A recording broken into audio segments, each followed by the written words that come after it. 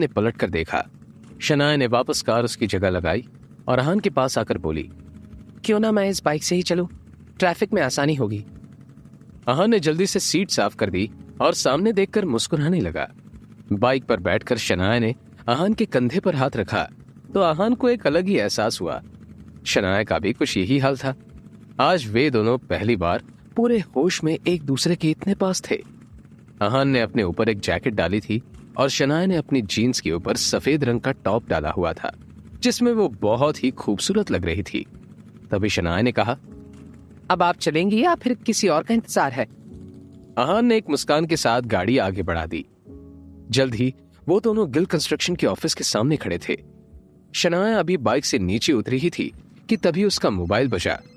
शनाया ने देखा कि उसकी माँ यामिनी जी का फोन है तो उसने झट से उठा लिया।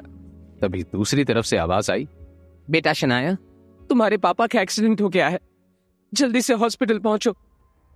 इतना सुनते ही शनाया की हालत खराब हो गई। अहान उसका चेहरा देखकर बोला, क्या हुआ?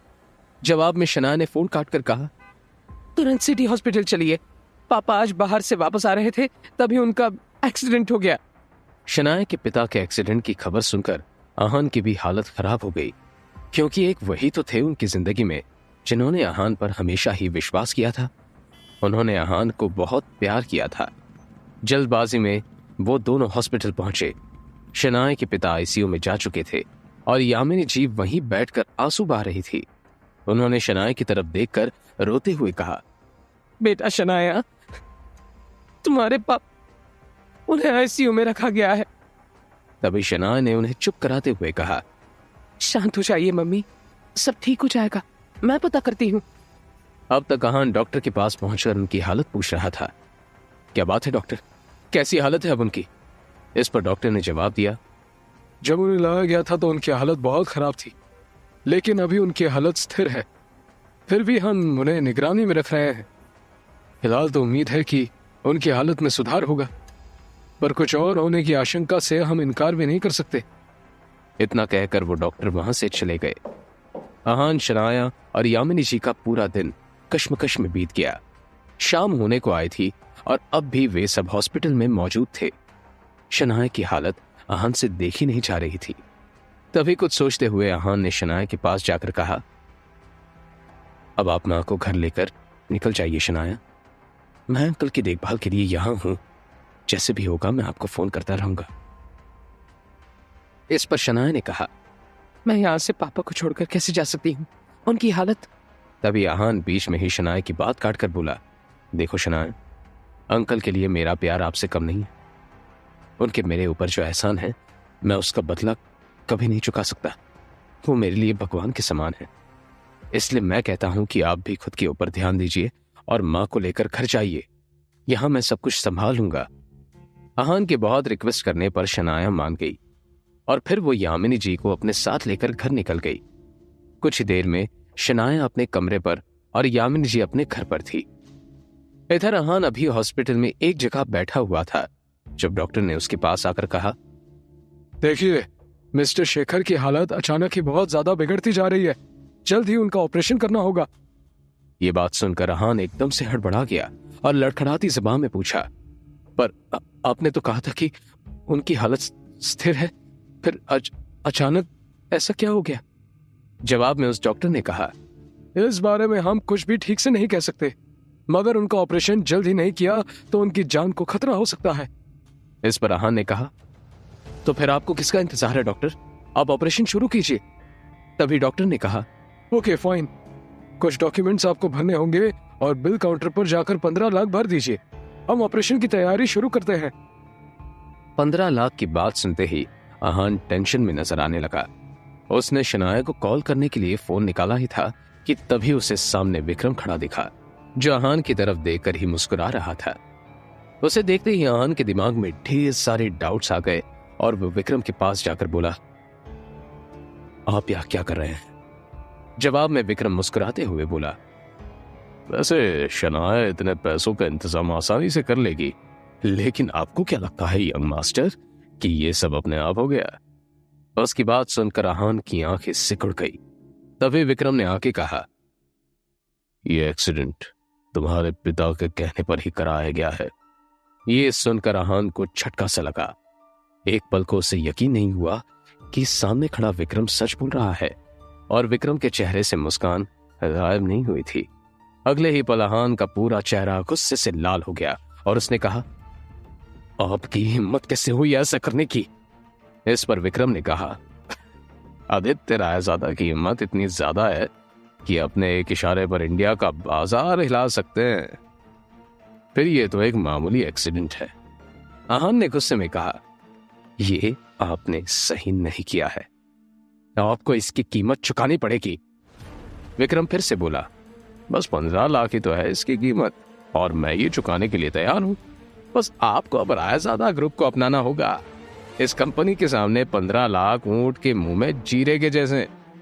इस पर अहान ने कहा, ये रुपए तो तुम्हें ही भरने होंगे, और अंकल के एक्सीडेंट का हिसाब मैं बाद में लूंगा, लेकिन मैं तुम्हारी बात कभी भी नहीं मानूंगा। जवाब में विक्रम ने कहा, अगर मैं पैसे न भी दूं तब भी तुम्हारा काम नहीं रुकेगा यंग मास्टर, क्योंकि आपके पास शनाया है।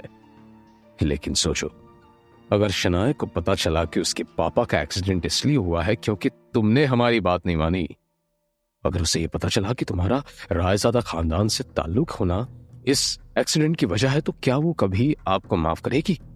मेरा ख्याल है जो रिश्ता अभी धीरे धीरे सही हो रहा है वो भी खत्म हो जाएगा। अहान विक्रम के चेहरे की तरफ देखता रह गया। सच में विक्रम ने बड़ी ही शातिर चाल चली थी, और अहान को यह अफसोस हो रहा था कि अभी तक वो इस साजिश को समझ क्यों नहीं पाया था। तभी विक्रम ने आके कहा, और हाँ, अगर आपने हाँ नहीं की तो आप अपने पिताजी को जानते हैं। ये सब यही नहीं रुकने वाला, शनाया भी है। शनाया का नाम सुनते ही अहान एकदम से घबरा गया। उसने विक्रम को रोकते हुए कहा, ओके ओके, आप ऐसा कुछ भी नहीं करेंगे जिससे शनाया, उसकी फैमिली और मुसीबत में आए। मैं आपकी बात मानने के लिए तैयार हूं, मगर यह बात बाहर नहीं आनी चाहिए कि मैं कौन हूं, और यह सब मेरी वजह से हुआ है। अहान का जवाब सुनकर विक्रम मुस्कुराने लगा। तभी सामने से अहान को शनाया आती हुई दिखी। उसके हाथ में एक टिफिन था। विक्रम उसे देखते ही वहां से चला गया। अहान ने शनाया को उसके पापा की हालत के बारे में बताया, और फिर जरूरी फॉर्मेलिटी पूरी करने के बाद उनका ऑपरेशन शुरू हो गया। कुछ देर में डॉक्टर ने खबर सुनाई कि अब शेखर की हालत सही है। यह सुनकर दोनों ने राहत की सांस ली। फिर शनाया ने अहान की तरफ टिफिन बढ़ाते हुए कहा, मैं ये खाना पापा के लिए बनाकर लाई थी, सोचा था उनकी हालत ठीक होगी तो खिला दूंगी, फिलहाल इसे आपको खाना होगा। अहान को सच में भूख लगी थी। उसने टिफिन खोला तो अंदर भिंडी की सब्जी रखी थी, जो अहान को बहुत पसंद थी। तभी उसे शनाया की बात याद आई कि उसने खाना पापा के लिए बनाया था, मगर उसके पापा शेखर को तो भिंडी से सख्त नफरत थी, और यह बात शनाया अच्छे से जानती थी। मतलब साफ था कि शनाया ने यह खाना अहान के लिए ही बनाया था, मगर इस बात को वो जताना नहीं चाहता था। यह सोचकर अहान के चेहरे पर एक मुस्कान आ गई। शेखर को आईसीयू से बाहर शिफ्ट कर दिया गया था, और शनाया उन्हीं के पास थी। इधर अहान ने टिफिन खत्म ही किया था कि तभी उसके मोबाइल पर शगुन का कॉल आ गया। फोन उठाते ही दूसरी तरफ से आवाज आई, अहान जीजू, प्लीज मुझे बचा लीजिए, वरना मैं बर्बाद हो जाऊंगी। अहान ने पूछा, ये क्या नया नाटक है शगुन? इस पर शगुन ने रोते हुए कहा, जीजू, देव मल्होत्रा के क्लब में कुछ लोग मेरे साथ जबरदस्ती कर रहे हैं। गौरव और शौर्य का भी नंबर नहीं लग रहा, इसलिए आपको कॉल किया। अब जल्दी। शगुन ने इतना कहा था कि तभी किसी ने उसके हाथ से मोबाइल छीनकर नीचे फेंक दिया। फोन पर अहान उसकी चीख और कुछ गुंडों की आवाज सुन पा रहा था। आज कहाँ बचकर जाओगी हमसे? बिना हमारी हसरत पूरी किए तुम नहीं जा सकती, कोई भी बचाने नहीं आएगा तुम्हें।